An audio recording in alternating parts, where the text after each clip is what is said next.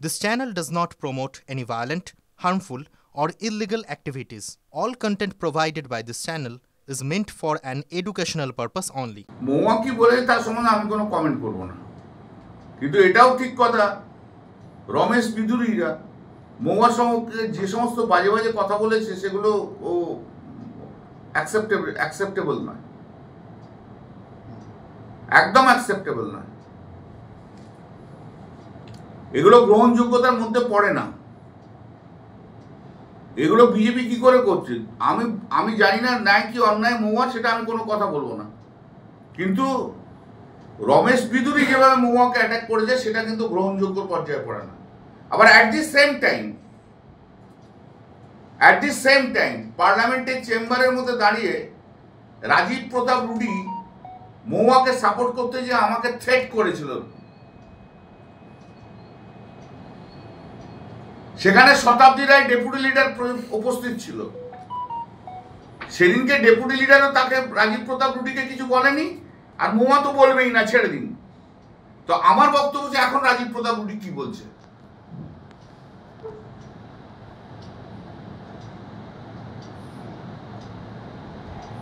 আমাকে যখন অ্যাটাক করা হচ্ছে তখন কিন্তু মহিলা মহল, আমাদের তৃণমূলের মহিলা মহল কিন্তু সব চুপ করে বসে থাকে।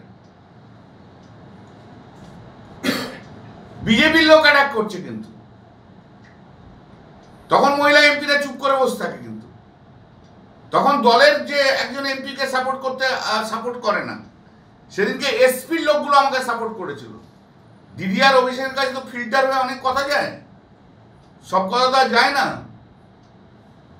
একটা ডেপুটি লিডার কি করে দাঁড়িয়ে দেখলো যে রাজীব প্রতাপ রুডি তার দলের এমপিকে থ্রেট করছে, মাসল পাওয়ার দেখাচ্ছে। আমি যখন চিফ হুইপ ছিলাম তখন এই বিষ্ণুপদ রায় একটা আমাদের কোন এমপিকে কি বলতে এসেছিল, আমি বললাম জিপ ছিঁড়ে নেবো একদম। দয়া করে সেগুলো দেখুন আপনারা। তৃণমূলের লোক রয়েছে, এটা শুনতে শুনতে তো আমার 5 বছর হয়ে গেল। এবার দেখান, বিজেপির লোকগুলো দেখান, আপনারা দেখান পূর্ব মেদিনীপুর, পশ্চিম মেদিনীপুর, বাঁকুড়া কি হয়েছিল, মুর্শিদাবাদ যেখানে এখানে শুভেন্দু অধিকারীর অপারেশন ছিল সেখানে কি কি হয়েছিল সেগুলো দেখান। এই ক্ষেত্রে যারা আন্দোলনকারী তারা আবার এসএসসি ভবন ঘেরাও করবে।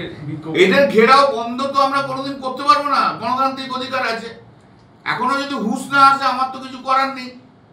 বিকাশ ভট্টাচার্য আর মোহাম্মদ শামীম যাদের হয়ে মামলা করেছিল তাদের কি একজনও পেয়েছে?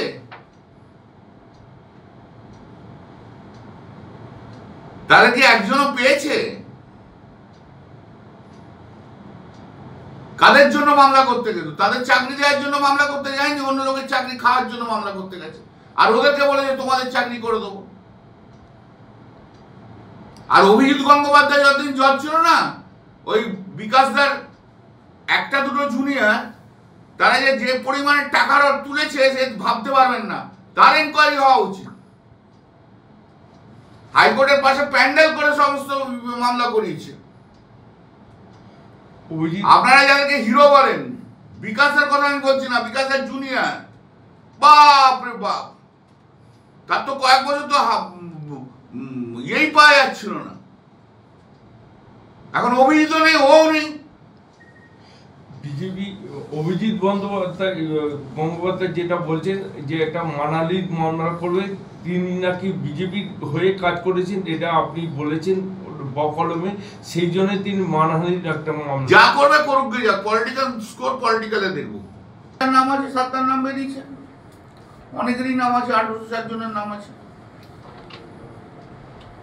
সেখানে সুকান্ত মজুমদার কটাক্ষ করছে এই তালিকা ঠিক নয়, আরও সেখানে কিছু নাম যুক্ত হতে পারত, কিন্তু সেগুলোকে ধামাচাপা দেওয়া হয়েছে। সুকান্ত মজুমদারদের বলুন যে হাইকোর্ট বা সুপ্রিম কোর্টে মামলা করতে, বাজার গরম না করে যদি হিম্মত থাকে মামলা করুন। বাজার গরম করার কি দরকার আছে? বরঞ্চ সুকান্ত মজুমদার লিস্ট দেখে দেখে বলে দিই যে বিজেপির কতগুলো লোক ওর মধ্যে ছিল, শুভেন্দু অধিকারীর কতগুলো লোক ওই লিস্টের মধ্যে রয়েছে পূর্ব মেদিনীপুর, পশ্চিম মেদিনীপুর, বাঁকুড়ায়, সেটা সুকান্ত মজুমদারকে দেখতে বলুন। কয়েকটা নাম যেখানে এসেছে, কিছু তৃণমূল নেতারাও পরিবারের লোক বা ইয়ে হয়েছে, সেটা শুধু তৃণমূল নেতা কেন, বিজেপি নেতা নেতৃত্বের নাম এসেছে তো। আচ্ছা, সেগুলো দেখুন, কাগজেই তো আছে, খবরই তো আছে, বিজেপির নেতৃত্বরা পেয়েছে, তৃণমূলের থেকে বিজেপিতে চলে গেছে। সব শুভেন্দু অধিকারী ওপাশে করিয়েছে, মেদিনীপুর, দুটো মেদিনীপুর আর বাঁকুড়া, দেখবেন সবচেয়ে বেশি ওইখান থেকে এসছে। দেখুন যেখানে একজন তৃণমূল নেত্রী সে বলছে সে যোগ্য প্রার্থী, তার অযোগ্য ইয়েতে তার নাম এসছে, তিনি হাইকোর্টে যাবেন। যাক না, আমি তো চাইনি যে যেখানে হাইকোর্ট সুপ্রিম কোর্ট যেখানে যাবে করে সুপ্রিম কোর্ট থেকে বলিয়ে দিই যে ওরা যোগ্য, তখন তাকে যাবে। তাতে কি এই লিস্টটা বেরোনোর পর তাহলে কি তাদের পরীক্ষায় বসে সে তো কি হবে না হবে সেটা সুপ্রিম কোর্ট, এত তো যদির কথা তো উত্তর দিতে পারবো না আমি। সুপ্রিম কোর্ট যা বলবে তাই হবে, যাক না সব সুপ্রিম কোর্টে হাইকোর্টে, যার যা বক্তব্য আছে। রাজনৈতিক কথা বলে বাজার ফাটিয়ে লাভ নেই ভাই। হিম্মত থাকে শিরদাঁড়ার সোজা থাকলে যান সুপ্রিম কোর্টে যে মামলা করে বলুন এই লিস্ট বোগাস, বা এই লিস্টে অযোগ্য বলে যারা বলেছে তারা অযোগ্য নয়, যা আছে সব কোর্টে হবে।